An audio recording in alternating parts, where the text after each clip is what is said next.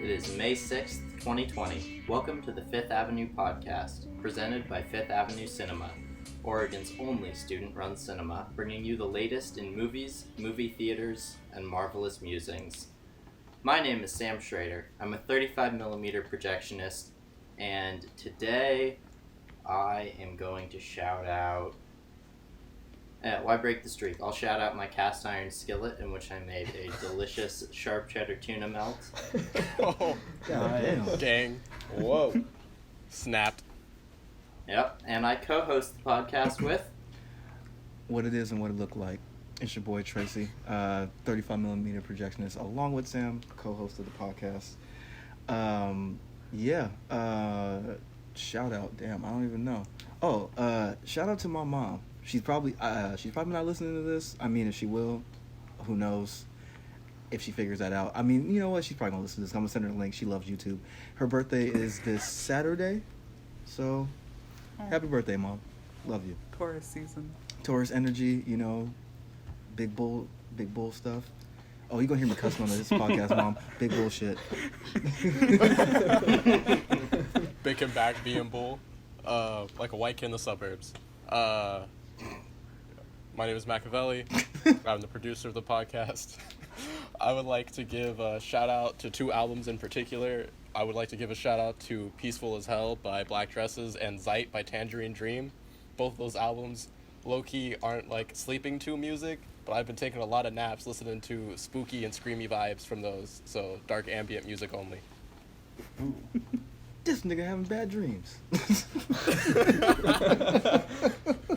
Nightmare fuel. Oh my god. Hey, it's Matt, your general editor and such. Yeah, man, this week's been a trip. I've been in straight depresso mode, so that's been straight up. It's lit. Wonderful. So I guess on that theme, I'm gonna have to shout out Machiavelli and my other good friend Natalie for propping me up for the last few days. So they are the real ones, and I really appreciate it. Big hearts. Big hearts all the way around. Shout out to going on runs, right? Oh yeah, exactly. Exercise helps. It hurts, but it helps. What hurts more, the exercise or the emotions? Oh man, I'm out of shape, so.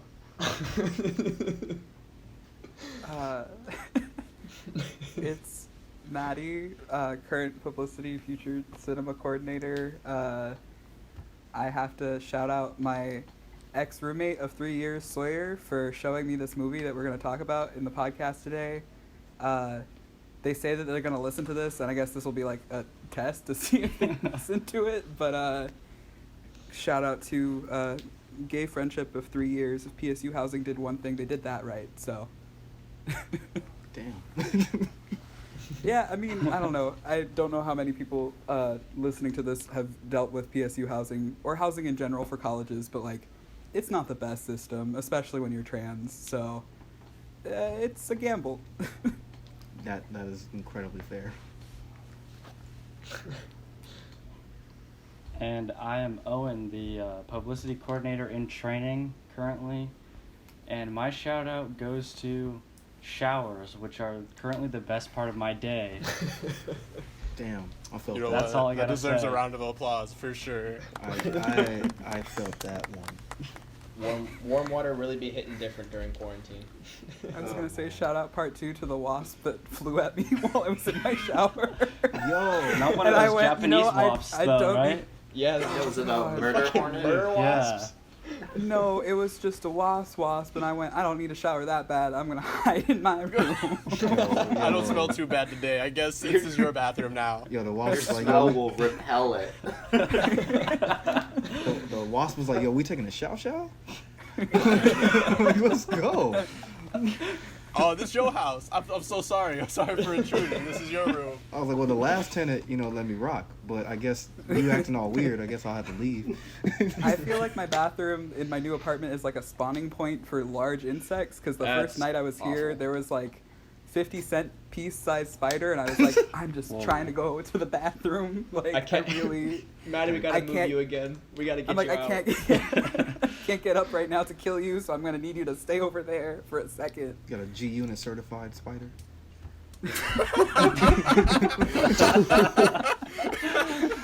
Because before you said 50-cent size, I heard like a 50-cent spider. I'm like, yo. That means if you step on it 9 times, it won't die. Why does the spider got a do-rag on? Why is he wearing a Yankee fitted backwards? What's going on? It's like, man, you Why can't he kill got me, man. Tim's on? He got 8 Timberland boots on. 8 with like, how many eyes do they have? 8 or 8. 10 or? They have Oh 8, no, wait, 8, that's legs. That's legs. No, 8. It's eyes and legs. yeah, Oh, like okay. 8 I'm small. taking Introduction to Biology this term, y'all. Ooh. I know. Oh, it's freaking Sam. It's Sam Schrader, the science guy. Okay, I hate this. Uh. I opened Google and I typed in how many, and the first thing that came up was, how many eyes do spiders have? Ooh. I mean, Google's always listening. You know that. We know We're that. literally in a Google Hangout. Yeah, in a Google. I'm like, we're in a Google Hangouts that's actively being recorded. I'm Of gonna course, type in Google how is many listening, again. Matthew Carr. It's just See- consented right now. Mine are Where'd you get all it? like size related. Mine are all like how many tablespoons in a cup, how many ounces in a cup, how many ounces in a pound. That's it. How many hours is The Witcher 3? Mine is how many trans people were killed in 2019. And I'm like, that's... And with that, we'll discuss No. Big Eden, We're going to be talking about gay cooking. Woo. the here. movie. We will be discussing the movie Big Eden, made in 2000. Big Eden is a small fictional northwestern Montana town, and it's gay as fuck. It's just gay, and we're going to talk about that. Wait a minute. That's why it's called Big Eden? That's No, the name of the that's town, the yeah. Yeah. That's the fictional town. Oh. See, It's like, not He called was Big- wearing a hat the whole movie. no, I know Yeah. One that. guy. I know that, man. Fuck you, Owen. I know that. But, like, I thought that was just, like, a thing. Like, I thought, like, Big Eden was, like, a lake or something. Because, like, they don't ever say the words Big Eden. At least I didn't remember that. No, it's just subtly on every single article of clothing that they Mhm. sell in the convenience store. The general store, excuse you. The Oh, general yeah. store. I've never I'm been so to sorry. Montana. I'm sorry. Shout out I'm Missoula. I'm I've never I'm been straight there West either. Coasting. All right, so Yeah, no, I understand.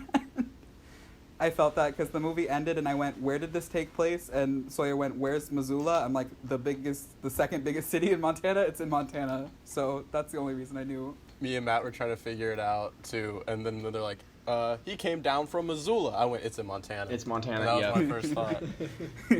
and that's like whatever that is.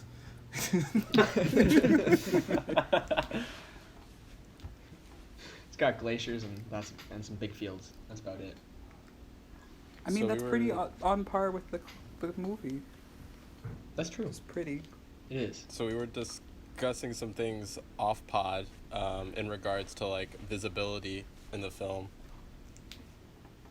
and the distinctions between visibility of queer people in small rural communities versus cities, I would say. Even though this film like starts off in New York City, it does not end there in the slightest.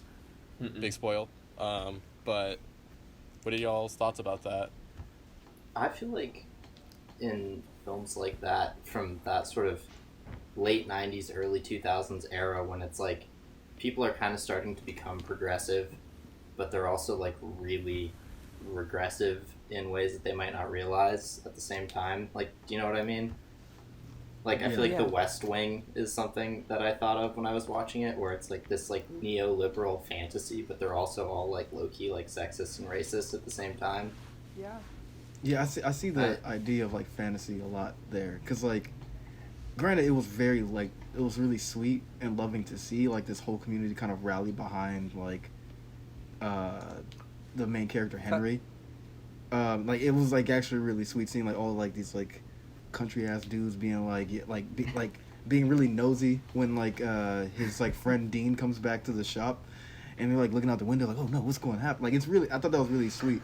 And like, and even at the same time, I feel like that's like I wouldn't say that it's not realistic because I'm pretty sure there are communities like that are that accepting and that wholesome. I guess is a very bad word for that, but like. But I do feel like it was engaging in like an act of creating a fantasy, but not in like a way that is so gilded where it's like it comes from a source of pain, but like it's more so like or like a source of only if we can imagine. I think it was, if anything, like a look at what life could be, and like there wasn't any like big sweeping. It wasn't like the type of movie where like the queer character in question had to like persuade people to care about him or like care about his sexuality. These people just did because it was like about community. I noticed like that was, and like anyone listening to this right now, I like literally just watched the movie before we recorded this, so I'm fresh with the takes. So like yeah, like I feel like this movie was saying a lot about community and like how like it like kinship is like super important into like the idea of acceptance. And I feel like that's what this little community did, was just accept everyone.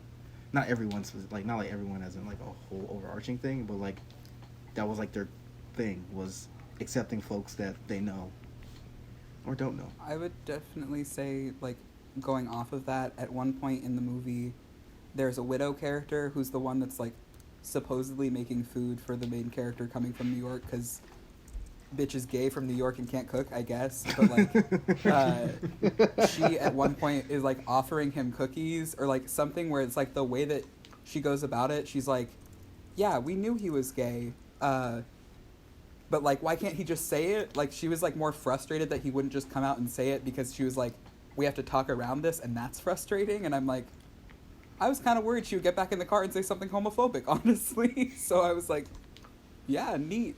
The rallying in communities. It low-key reminds me of that Sonic meme that's like, oh, these bitches gay. Good for them. Good for them.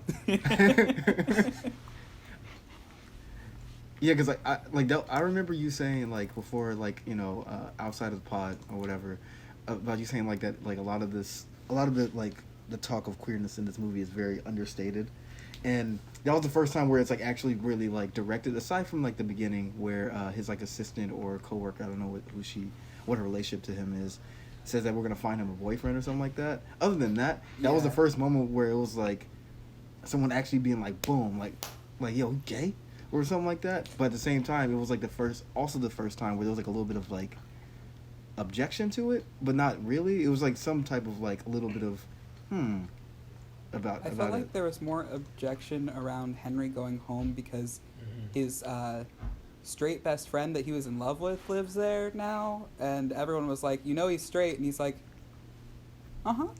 No, yeah, I know that. yeah.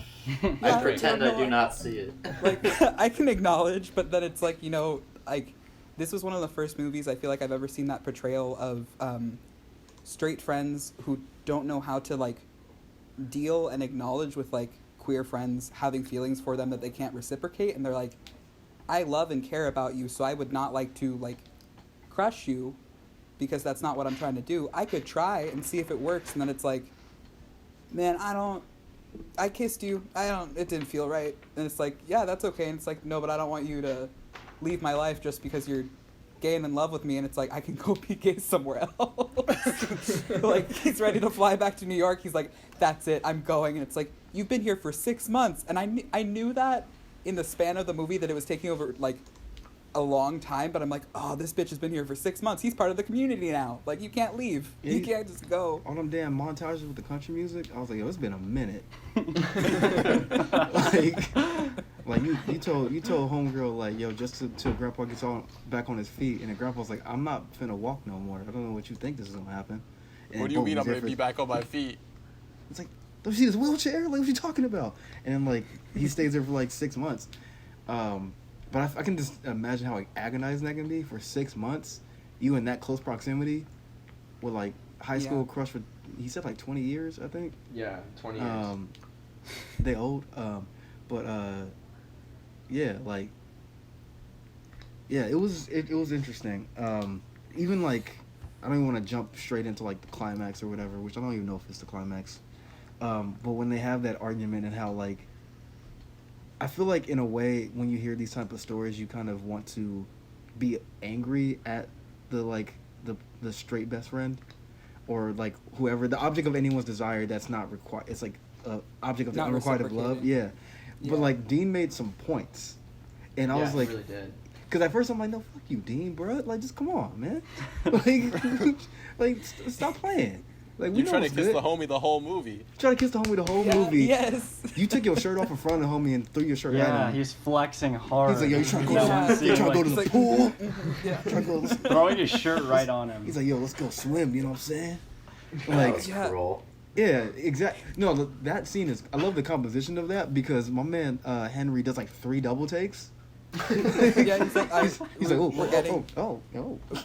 we're naked now. Like we're all just okay. And Like, and they left grandpa. They left my man grandpa on the ramp that was unfinished.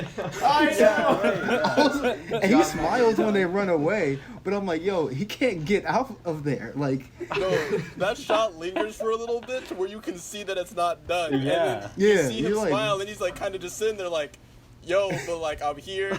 he's like, how long is it gonna Yeah. take? Got more important shit. Like, yo, like take care of your grandpa first. Like, but that's why you're here. That's why you flew out to Montana. I was like, that's what you keep telling everybody. I will say something that I feel like gets left out from the beginning, which I kind of forget about, is the fact that Henry dropped everything. Like he was about to have his first art opening to like fly out to Montana, and part of that drive was not like he wasn't driven by the straight best friend being back because he didn't know until he got there, but like the gossiper, like I feel like the teacher is kind of like the means of passing gossip, but when she's like, yeah, he's back with his boys, and they're like, oh, he has kids, and it's like, yeah, but it's just him, he doesn't have a wife, none of that, and he's like, oh, it's just him. Like it's just like, Henry, you're here for your grandpa. He's like, say less.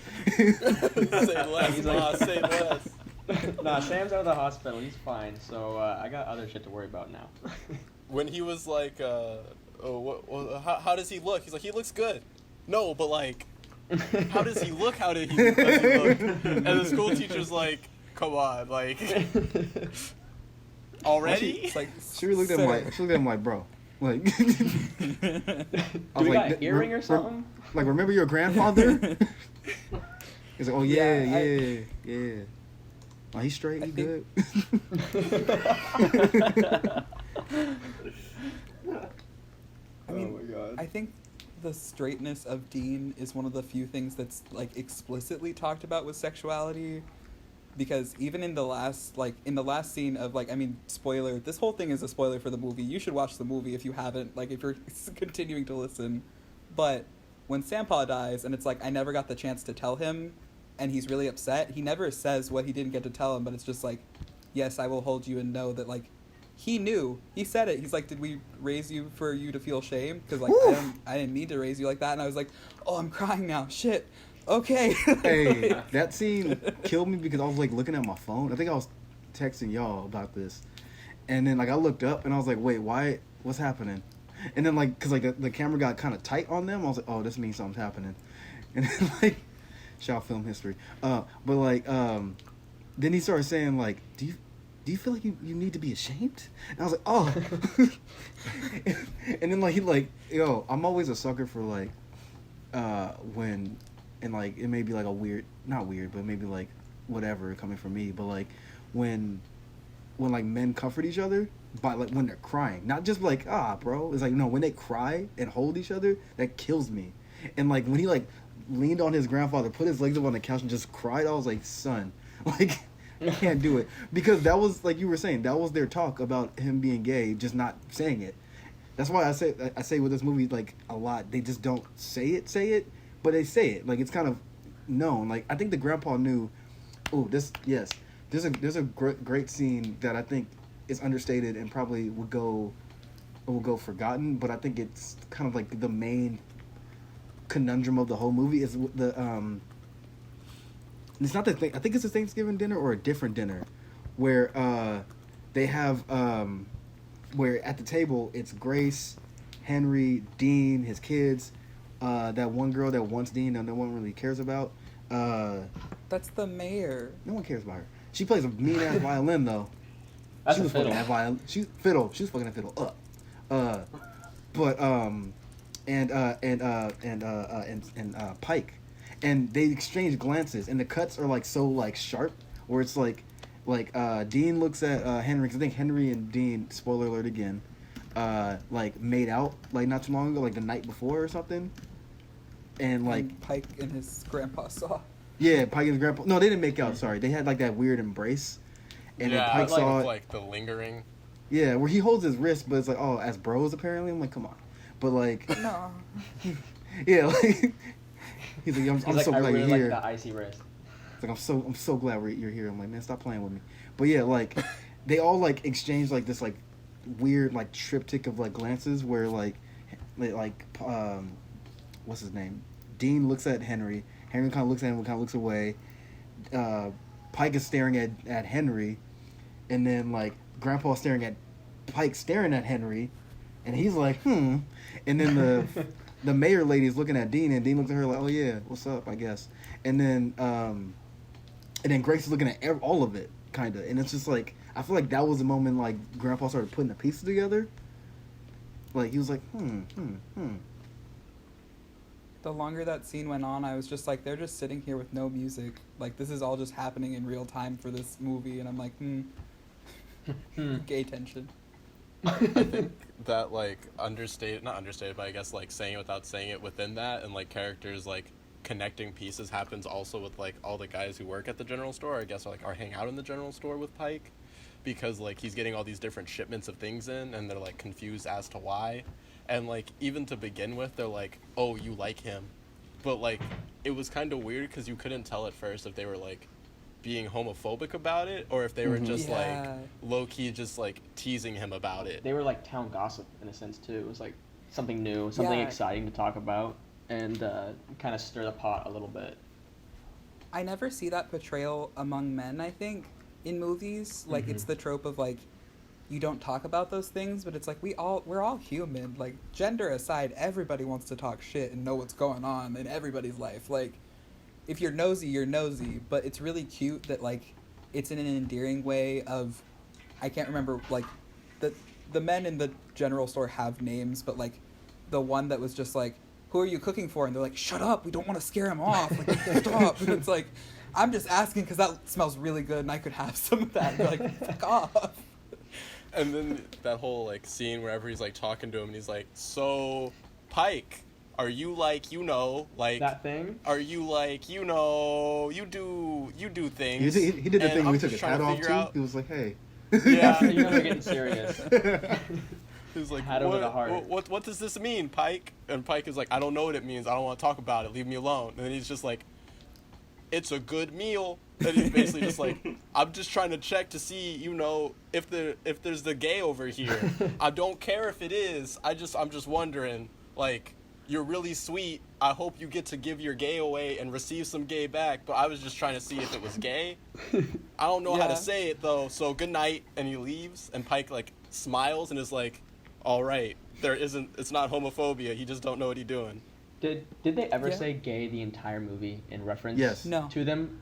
Because In that, He did. Twice, I think, for what I've counted. Twice, okay. Maddie, what Because do you have? I can't even recall. No, like, a moment where it I'm just came trying up. to think about it where it was like, this is a movie similar to Moonlight where I felt like it is very much so gay, but people might not have that takeaway because a lot of the times it's not directly said. But I would love, Tracy, you just watched it. If you can remember where, besides like the widow lady being like, they're gay, we all know, but just say it. Like, Boom, I got you. At 23 minutes, 11 seconds, no, I'm kidding. There was a moment, actually, Matt, I'm sorry I cut you off. I was just going to say, well, because even in one of the final scenes when he was standing with his grandmother on the front porch, because he was regretting that he didn't outright say that he was gay to Sam, and she was like, oh, he knows. But they never were like, oh, he knows about this, or he knows, you know what I mean? Like, it was still coded to a certain extent. Yes. But the annoying assistant talks about getting him a boyfriend in the beginning. That's true. yeah, I mean, And with saying boyfriend, sorry, Tracy. no, you're good. You're good. Keep going. The podcast of cutting one another off because we all love the gay content. I will say that when it's talking about like we should get you a boyfriend and it's very like brushed off and not talked about like or referenced, that is immediately followed up with, you know Dean's straight, right? You've been in therapy for 20 years. You know he's straight. Like 20 years. And he's like, I guess you have to get me a boyfriend, and just kind of leaves. So it's like, I don't... that's pretty explicit to me, where I'm just like, yeah, we know this man is gay. Like, Oh yeah. Even there's no hiding. with that though, I mean, granted, the other moment was when he's on the phone with his assistant lady, and she says something about like, does he's like, you haven't even told your grandpa you're gay yet, have you? And like that was the one other time. But to me, I feel like it's somewhat, at least in the context of this movie, it has to do with the regionality of it all. Where like, I feel like it was talked a lot about more from like, granted, the only one person we have from New York is the assistant lady, when she brings it up, and like Henry too, kind of, because he's like a bridge between both worlds. But like when it comes to like the actual community of Big Eden, Montana, no one really says it except for the old lady, who's like, if anything, she's seen as kind of brash in that point. Even the way she says it's kind of like, oh, you know, like clutch your pearls type thing. But like no one ever addresses it completely. It's always coded, or it's admittedly treated very gingerly. Everyone's like, you know the way it is, or Yeah, how, there was a couple which I feel like they weren't important. I think they were only in one scene. Oh, yes. It's the scene where Dean gets shirtless, and I'm like, oh, they're lesbians, and Sawyer's like, oh, I never noticed that before. I'm like, they're full on like that. Their hands are in each other's asses right now. Like they are groping each other in public. You can say that's a like really close friendship, and they just run a lumber mill together, but that's pretty fucking gay coded. Like, I remember when I was watching it with Matt, and I was like, "Oh, are they gay?" And then Matt was like, "Oh, they kissed each other in the cheek like that, though." And I was like, "Yeah." And he's like, "Isn't that a Midwest thing?" And I was like, "No." I was like, oh, I guess we're gay. Then. I was like, I don't. Yo. I failed to remember being consistently kissed on both cheeks by people, than being that close to them, just as platonic friends in Oklahoma. So I was like, no, I think it's gay. I feel like it really plays into that like regional thing though, and the like expectation that people from New York, like the big city, are going to be more liberal and like accepting than people in like the small town in Montana. Yeah, and so like I feel like that's sort of the platform on which the whole film works, and part of why it's so touching is because you kind of go in expecting it to be this like really stressful Mauvais en Rose type of deal, but then it turns out like everyone's super accepting and it's like really sweet, and you're like, oh my god, like that was such a relief. No, yeah, I clocked that. I'm like, I feel like that was another overt moment where it was like, nah, like look, Big Eden got gay, you good out here. Like we got homegirl that's she actually, if you see, it's hard for me because I just watched it, so I remember everything. So that gay couple, right? Homegirl works at, her curly haired homegirl works at the Ace Hardware, and the wife is an ambulance driver, because when, spoiler alert again, when Gramps like has like a seizure or something, she's the one driving, because she looks back, it's like, is he okay? And then like Henry's right with him. I was like, see, that tight-knit community. You feel me? well, and they end it with the barbecue, and they're at the barbecue together, and it's the old, like, wanting to be endearing man from the general store that can't say the word gay, and they're just like, we have ribs, you should come over here, they're better, and they're like, okay. So he's like, we got burgers, like, we got ribs. Right? like, that was something funny where I know that's like the first, I think, explicit thing where I feel like Sampaw acknowledges that Pike is not there for him, because it pans back to their house and Pike is like, yep, where is Henry? And it's like, oh, he's at that thing. He's at that barbecue thing. It's like, oh, okay, here's your food. And he's like, please stay. I'm alone. My grandson is supposed to be here, but he's off with Dean, and you're here. And like they bond, which I think is a really great thing throughout it, where it's like, even if Sampaw doesn't know, I feel like he has to know on some level Pike is not there for him. Like, yes, Pike is generally, like, a very much so, like, silent supporter, but in the moment of Sampaw and Pike walking up on Dean and Henry having their weird embrace thing, and Sampaw says, I'm sorry. I'm like, oh, he knows. Okay. Is there any other topics in regards to Big Eden that we want to talk about that we may not have hit yet? If there's any like big subject, like maybe some larger umbrella terms?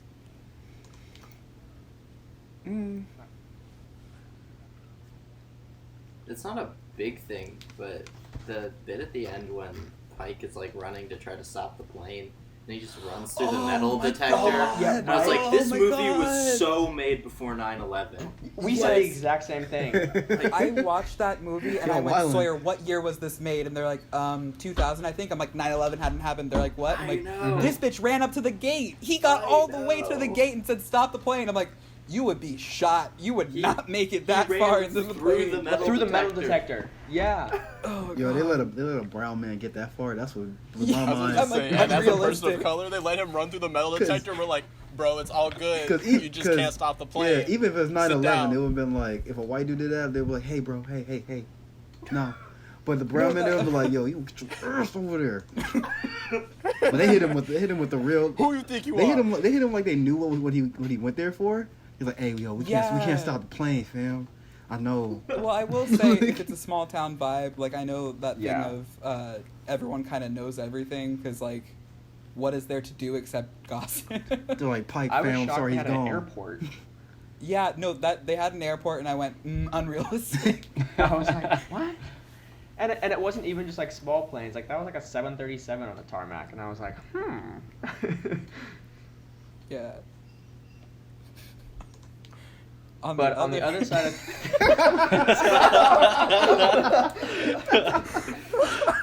in the big town, It was like someone pressed a button on Matt. It's like, on the other side. Fight. We're gonna fight for it, Matt. Let's go. I love the enthusiasm.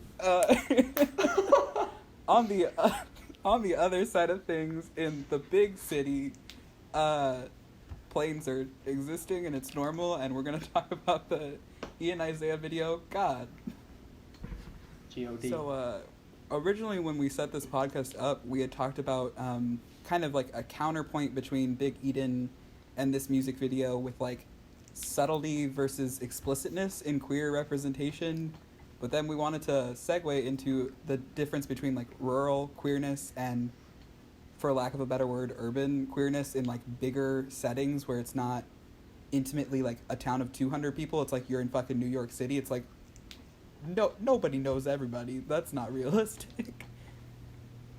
Yeah, and I feel like with Ian Isiah, it also gets his music video, which we will of course link, and and also there's no way to spoil the music video, just watch it. It follows like two men showing like different vignettes of their relationship, and in ways that almost feels like dance, the way they interact with each other. Like they argue, then they make out a little bit, they get physical, they get tender, and it amasses different locations. Like they're in the streets and like in what I think was like the Bronx, but I can't tell. They're on the subway, they're in a house, they're in a really cool blue lit shower. That was pretty dope. And in these cases, it's very,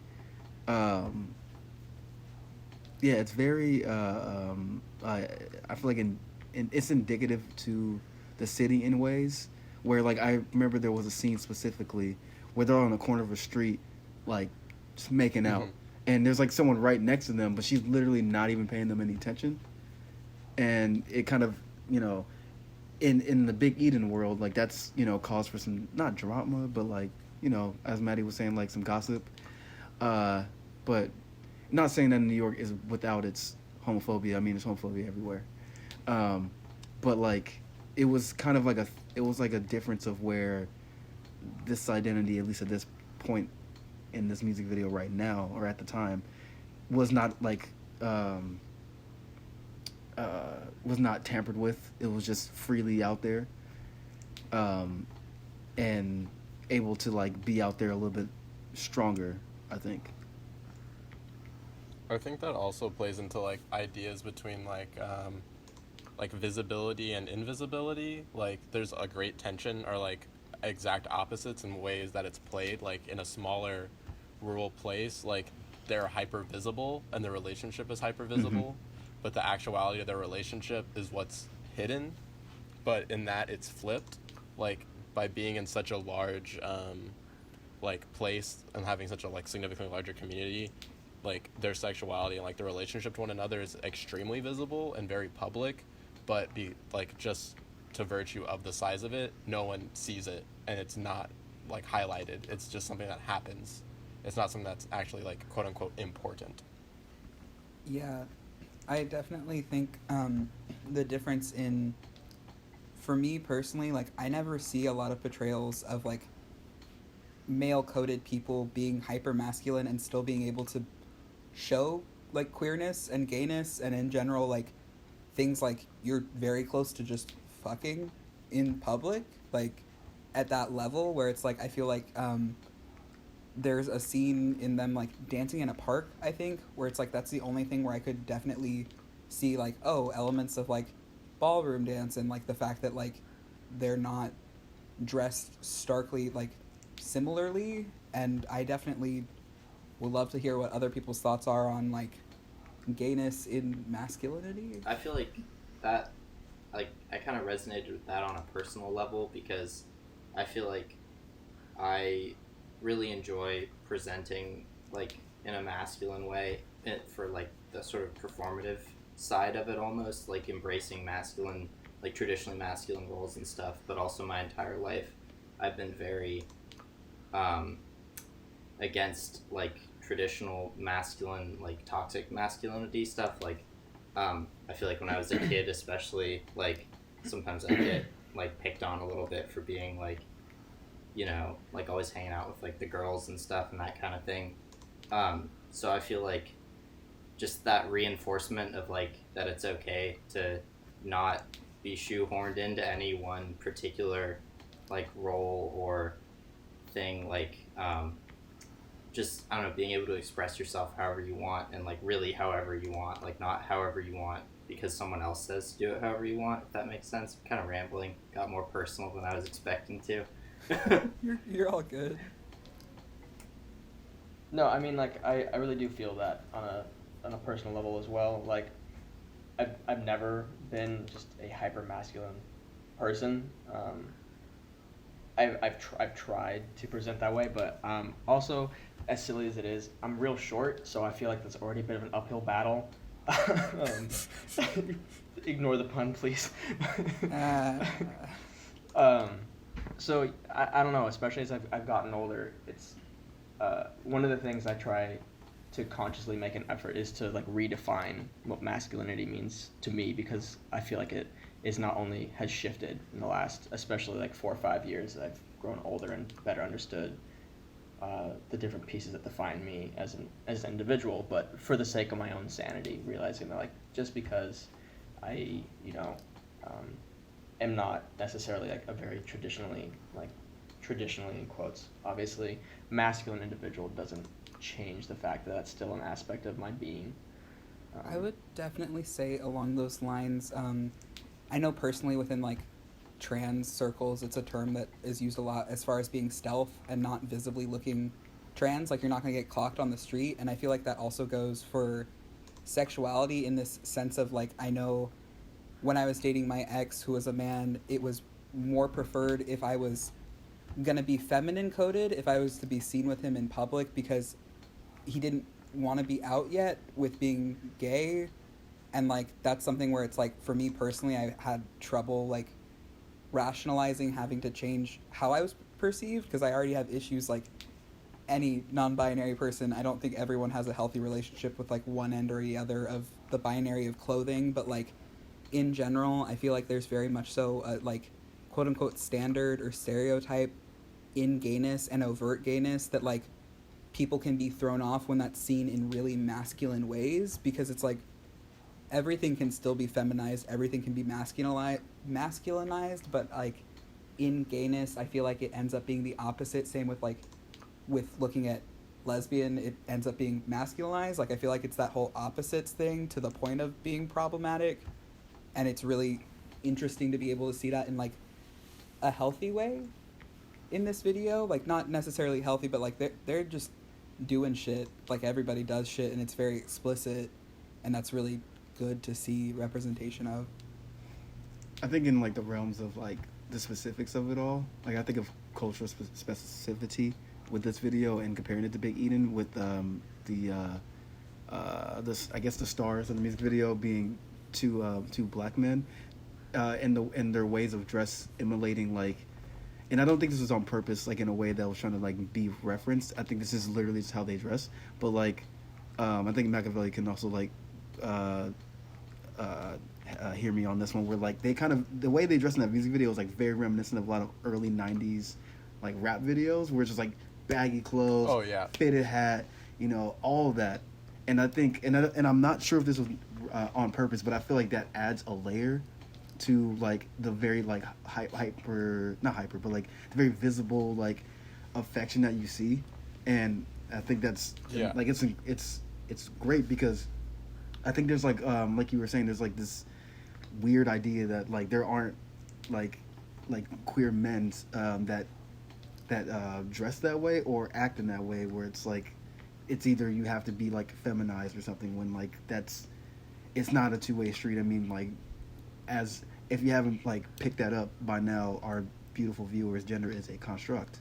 So like it literally does not matter. So like and I feel like this video was like does a great job of using that, like using these like common, like they're not common, but like, no, I think common iconography with like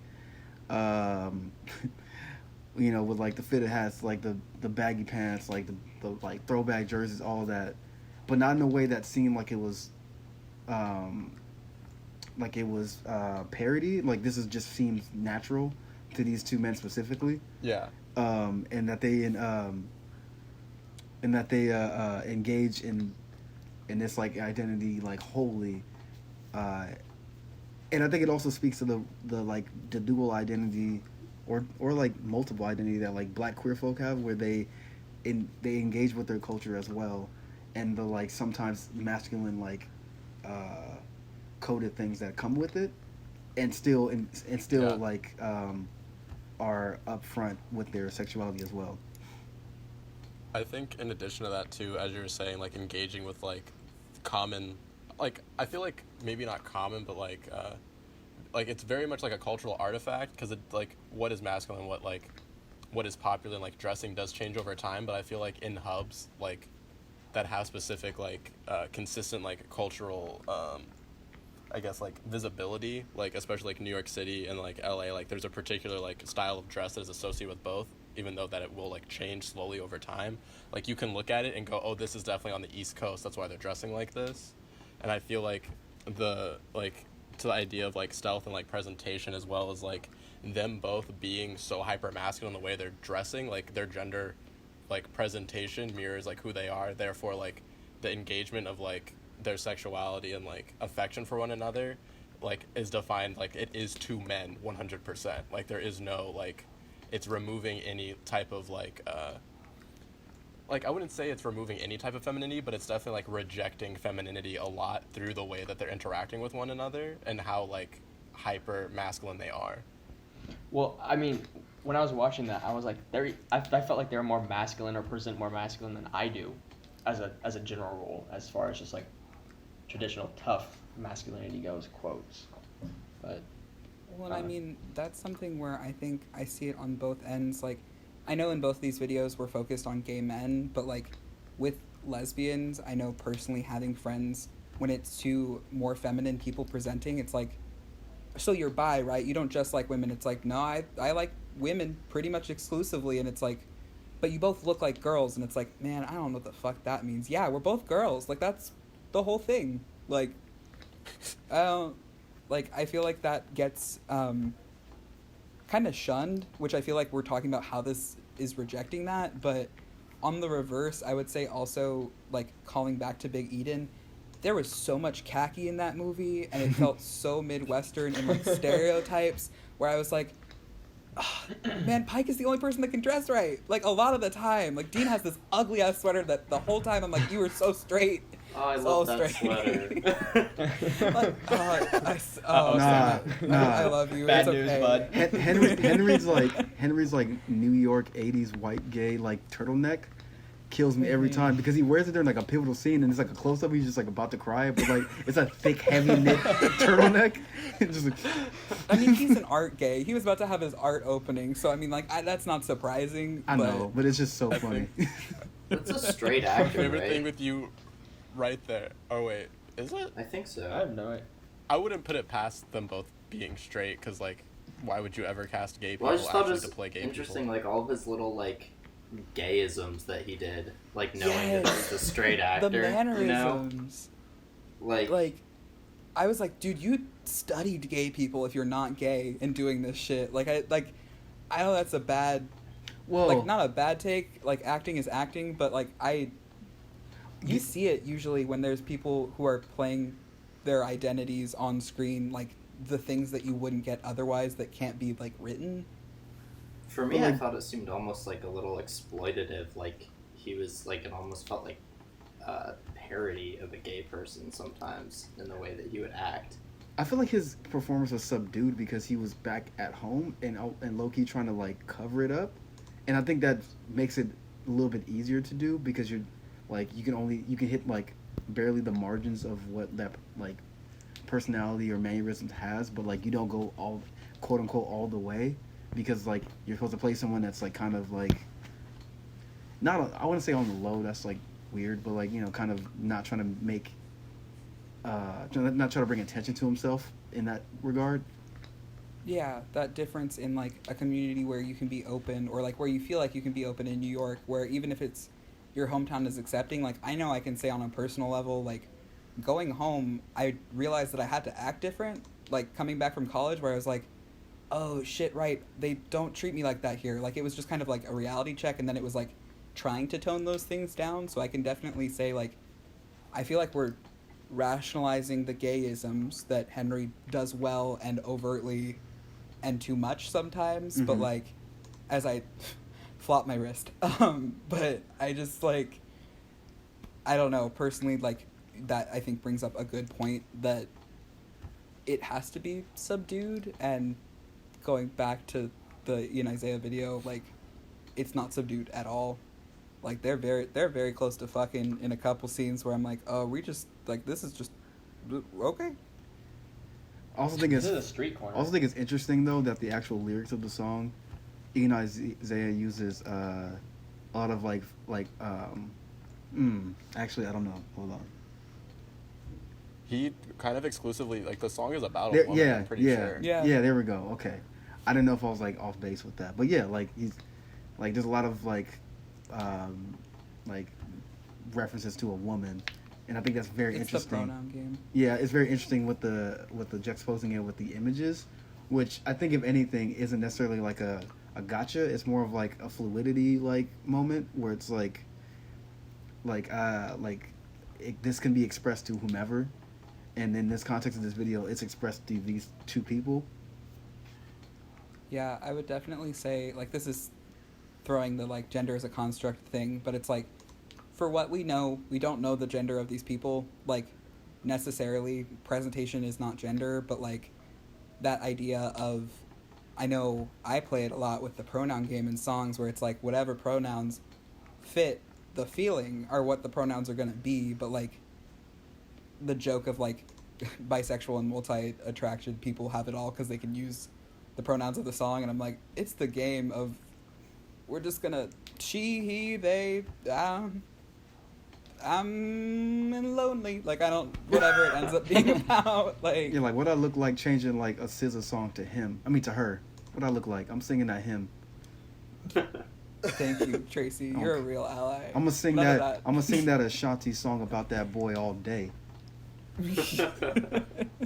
Like, in addition to that, too, like, the pronoun game that you're talking about, I feel like it's really interesting with a Blood Orange, because he has a song where he uses he uses all three in the song. Yes, sir. And then, like, and I think it's really powerful, too, because by doing that, it eliminates the pronoun game. It, like, enforces fluidity, and then it even forces, like, even further, like, because they them there is also referred to not only singular people but also plural. Like there's a double entendre. Don't even ask him how. But like, don't even ask him how. With how like it is more fluid, and like a lot of these like trying to like analyze like mannerisms and like what's being coded, I feel like through like in an actual like in film, like there's a purpose for it, or like in this video there's a purpose for doing particular things, and if they were going to portray fluidity, they'd portray it in a different way. Like when we're saying like these people are hypermasculine, we can't like denote their gender, but you have control to like, as a filmmaker, like as a director, you are in charge of how you are going to be portraying these people and how you're going to be basically like telling the audience or like explaining to the audience what you want them to see necessarily, or like what feelings you want them to have. And I think like as someone like person like me who is like more fluid, but it is 100% depending on like scenario, who am I around, etc., like what things change about how I present to people, like that fluidity is I don't think that fluidity is seen necessarily in either of these. Like they're definitely like trying to make sure these stories are about like masculine gay men in particular. Well, it's like the other Foucault, not the one we talked about last episode, but the whole idea of like signifiers in film and like symbols and signifiers, and it's like this isn't meant to like represent, like this is representative of a concept, like not like the depths of like a real person's like conscious, usually, you know.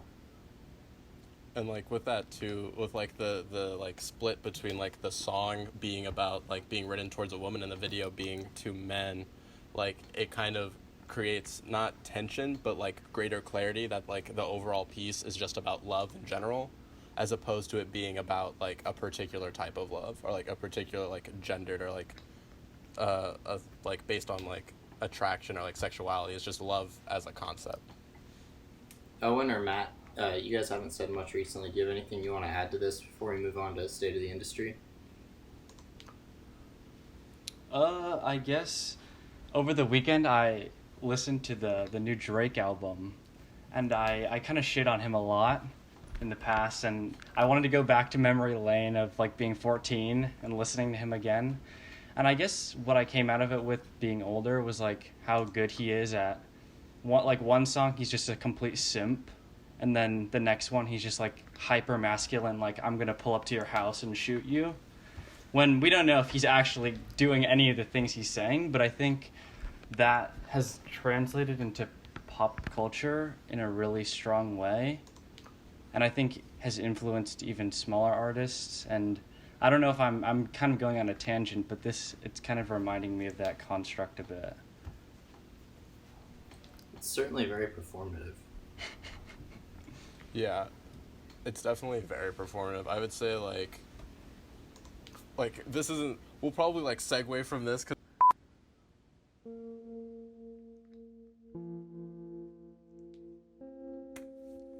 hello, dear Fifth Avenue pod listeners. We'll be taking a break this coming week of the pod so we can focus on our academic studies.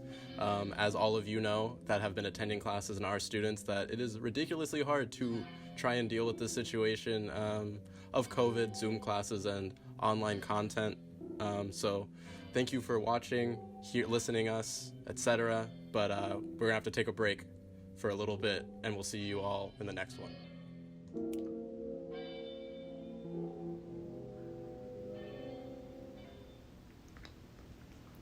All right, well, should we move on to State of the Industry? All right. So the big news this week, I would say, is that Texas, specifically San Antonio, has opened up, I believe, 3 movie theaters to limited audience sizes in what the New York Times is calling an early experiment in back to normal living after a long coronavirus lockdown. Boo. Yeah. I don't really need to go on. That kind of sums it up. I feel like the fact that they call it an experiment is just such a bad sign in the first place. It's just coded so poorly. We shouldn't have to experiment with people's lives and risking people getting infected just to go to an AMC. Like, I'm good. Well, also Everyone should be good. The crazy thing is that Tim Handren, who's the chief executive of the theater company, has like flat out said that the company isn't going to make any money off of doing this. And so like the whole argument that like all the whiny Republicans are pushing is like, oh, we have to restart the economy. And this guy's like, no, we're not even going to make money. He's like, you know, if we get like 25% of, you know, he's like, we're not going to make any profits showing old movies to nearly empty auditoriums. Like, thanks, Tim, we know.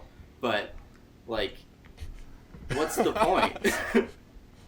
It probably costs them more to just keep like the lights on, pay employees, and like run the show than they're ever gonna make. It doesn't make any sense. Well, it's more of a political move. It's of to course. force people like off of unemployment and Yeah, like of course. kind of create social pressure in a way. I think it's more of a political move than it's actually like the will of the people. And that's something that like we've been talking about, or like the discourse around COVID-19 has been, is like a lot of this is just like more conservative talking points trying to push a particular narrative that, wow, we're becoming the Fifth Avenue Cinema Socialist podcast right now because that's where most of us lead. But like, yeah, it's just a falsehood, I would say. Like it's a bad falsehood. Yeah, it would be scummy in the best of circumstances, and in this case it's probably going to get people killed, like not being hyperbolic even. It will inevitably get people killed. There's no doubt. Yeah, there seems to be consensus among economists and epidemiologists that this ain't it, but I was reading an article yesterday that it was by an epidemiologist, and they, depending on how many states reopen and how bad things progress, that we could be expecting up to 3,000 deaths a day by the beginning of June, which is just obscene. Like, we're gonna surpass 2 times like the Vietnam War deaths by that, like by mid-June if we keep up like that, which is ridiculous. That's 10 years worth of war, like the act of killing other people. remember like a virus. Remember back when people used to say that this is like the Pearl Harbor of our time or whatever, and like Yeah. that's just so ridiculous. 9/11 of our time. Yeah, because like those were both surprise attacks for one thing. So that'd be like if we had 3,000 people die a day, that'd just be a 9/11 every day. This is the Chernobyl of our time, if anything, because like it could have been mitigated, but they tried to like cover it up and downplay it for political reasons, and now a lot more people have to die. Mm-hmm. Thank God the Republican Party is the pro-life party, right? They're really out there saving lives. Yeah, pro-birth party. But I would say on a personal note, I don't really like when this gets compared to other things because it's not comparable. Like, it's a pandemic. It's, like, unheard of for everyone that's alive on the face of the planet right now, and it's just kind of weird to compare it to wars in that sense of, like, there is definitely a war going on, like, against poor people, against brown people, like, against anyone who suffers in minorities and being ignored, and the fact that white people are arguing for the right to get a haircut, like, it's just kind of weird that it's like that's where we're taking this, like in the I don't want to be stuck in my house with my kids and family, and I'm like, that sucks.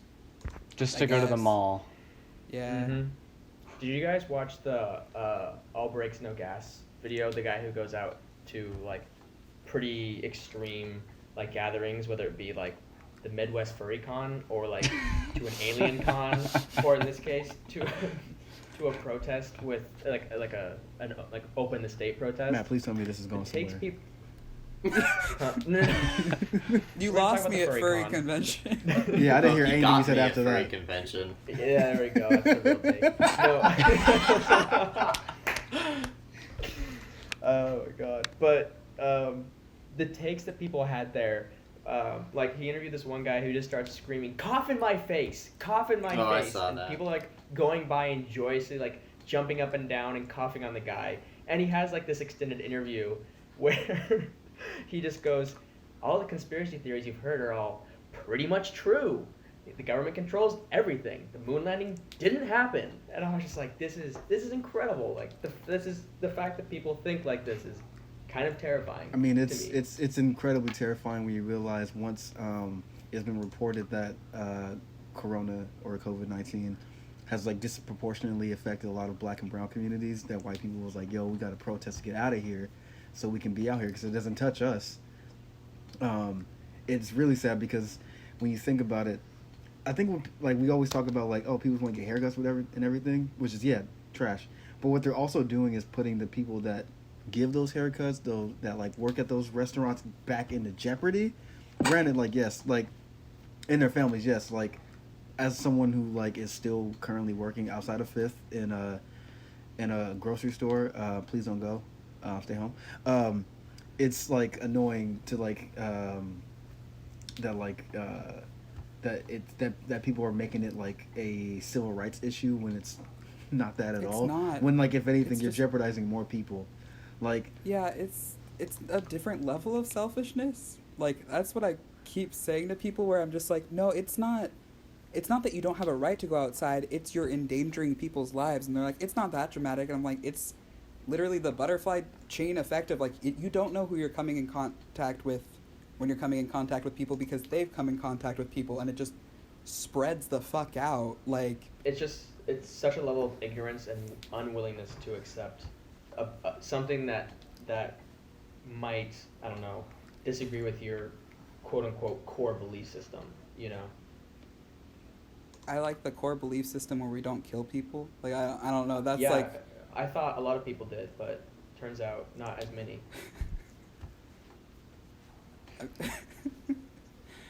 Yeah, something that happened to me and Matt recently is we're listening to one of our roommates talk to one of his parents about it, and like listening to her, like she was defending people who wanted everything to open, but like it was really interesting because she was still like practicing proper social distancing and like believing everything in the epidemiology of it, but was like saying people are allowed to act however they want to, and like was defending their right to do that, which was like kind of a weird dissonance. Because a question that that he continued to ask her that she refused to answer was, how many people have to die before you care? And she refused to answer it and kept making it about like people's like personal like liberties. And he was like, that's not my question. I'm asking how many people have to die for you to think it's like people should take it seriously and should stay inside in regards to it. And then she said it was too small of a percentage for it to matter, or like too small of a percentage for it to stop everyone's lives in this way. And then he asked her, then what percentage would it have to be for you to care? Because it's going to keep getting bigger if we continue to behave like this.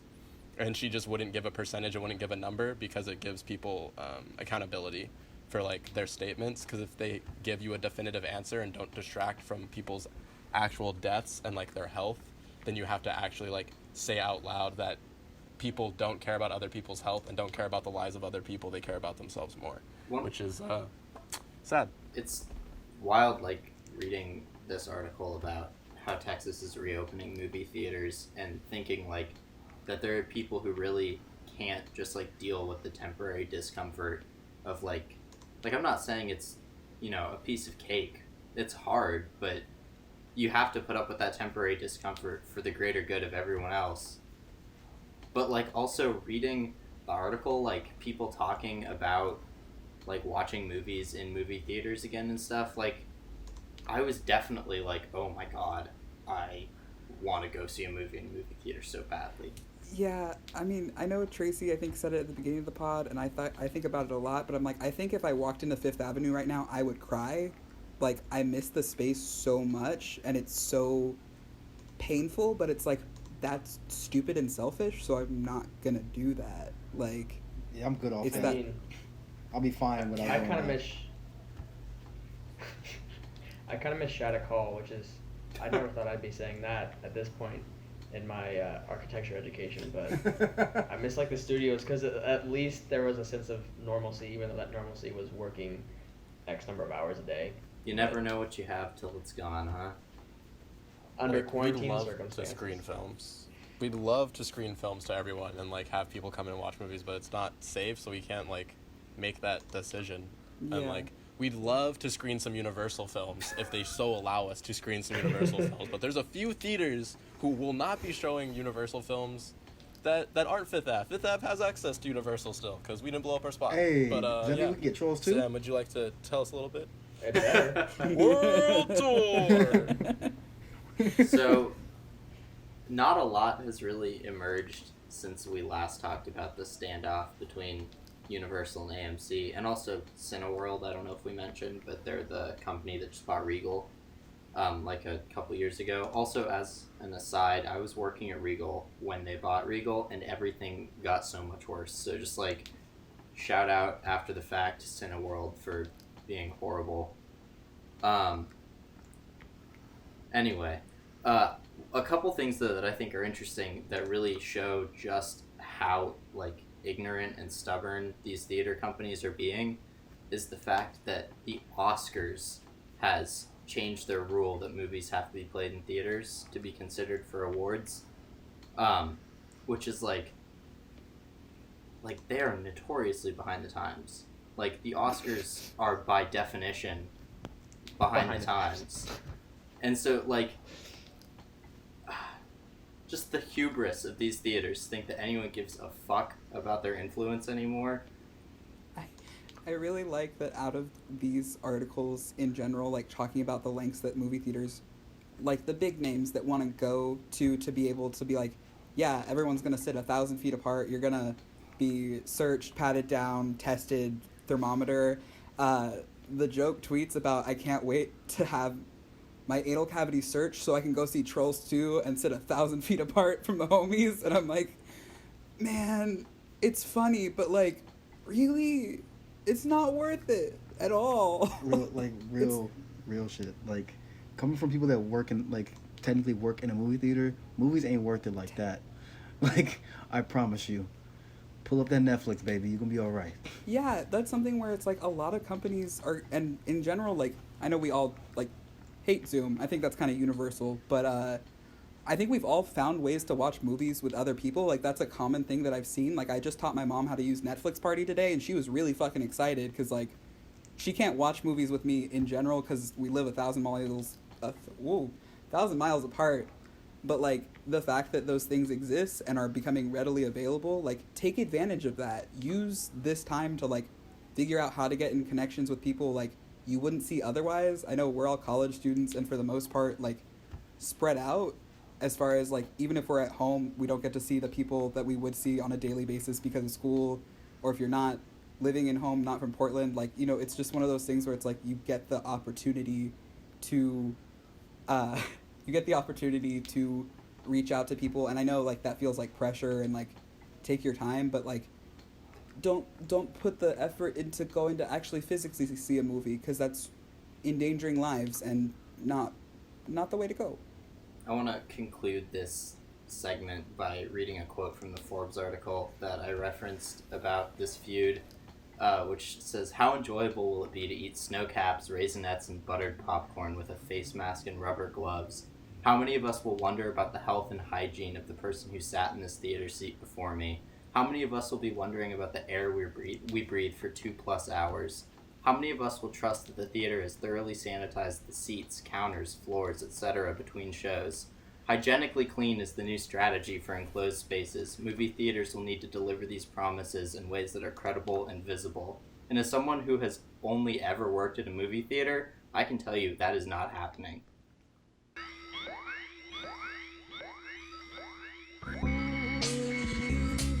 Well, thank you for listening to Fifth Avenue Podcast, where we come together to bring you the latest in movies, movie theaters, and marvelous musings. If you like the show today, please follow us on Instagram and Twitter at Fifth Ave Cinema, where you can also reach us for questions or comments. You can also reach us by email at film@pdx.edu. We hope you enjoyed today's episode as much as we enjoyed making it. Catch you next week on the Fifth Avenue Podcast.